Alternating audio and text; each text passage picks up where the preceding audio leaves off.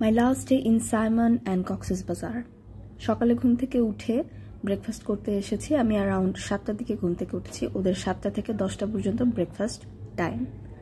আমি বেশ ইমপ্রেস হয়েছি কারণ ওদের ব্রেকফাস্ট আইটেম অন্যান্য হোটেলের তুলনায় অনেক বেশি ছিল, প্লাস ওদের খাবারের কোয়ালিটি আমার কাছে খুব ভালো লেগেছে।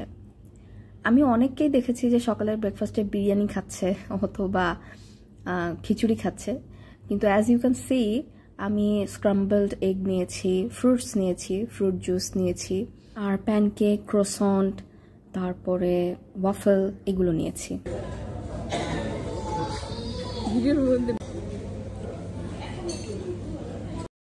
I'm having the pancake with honey and 1 cube of butter. ফ্রুটসের মধ্যে আমি পাপায়া পেয়েছি, অ্যাপেল পেয়েছি, ওয়াটারমেলন পেয়েছি, ম্যাঙ্গো পেয়েছি, আরও বেশ কিছু ফ্রুট পেয়েছি। আমি এখানে কফি মেক করছি। কফির পাশাপাশি ওদের কিন্তু চাও আছে। You can have any one of them, no problem. Another impressive জিনিস হচ্ছে রেস্টুরেন্ট থেকে বিচ দেখা যায়, এবং সকালের দিকে কক্সবাজারের যেই ছেলেমেয়েরা সার্ফিং স্টুডেন্ট আছে তাদের সার্ফিংয়ের একটা দৃশ্য দেখা যায়। আমার কাছে মনে হচ্ছিল যে আমি নররাই ফিল্মের ছোট্ট একটা ক্লিপ দেখে ফেললাম সাইমনের ব্রেকফাস্ট করতে করতে। দুপুরে আমার বিয়ে দেওয়া ছিল, সে বিয়ে দেওয়া শেষ করে বিকালের দিকে প্রায় 5টার দিকে আর কি রওনা হয়েছে আমি ইনানি বিচ যাওয়ার জন্য। এই অটোটা ইনানি নিয়ে যাবে, আবার আমাকে সাইমনে নিয়ে এসে ড্রপ করবে। সেই হিসাবেই হচ্ছে আমি কন্ট্রাক্ট করেছিলাম। ভাড়া পড়েছিল 850 টাকা।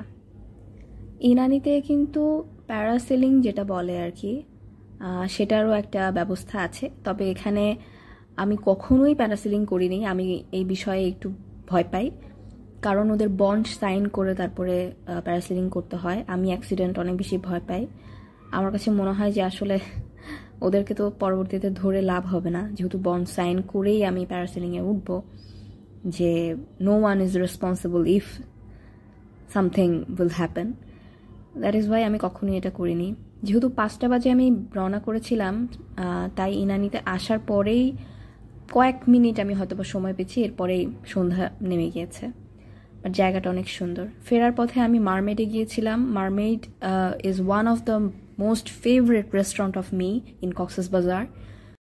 If you are a seafood lover and you want to have some amazing dishes of seafood, then definitely you should go Mermaid Beach Resort. মারমেডে না থাকলেও ওদের রেস্টুরেন্টের খাবারগুলো আপনার উচিত ট্রাই করা। ওদের খাবারের মান, খাবারের কোয়ান্টিটি, খাবারের স্বাদ সব কিছুই আমার কাছে মনে হয় যে 9 out of 10। খাবার শেষ করে চলে যাচ্ছি, আমার আজকেই বাস, আমি রাতেই ঢাকা ফিরে যাব। এই ছিল আমার কক্সবাজারের ব্লগ। আবার দেখা হবে, বাই বাই।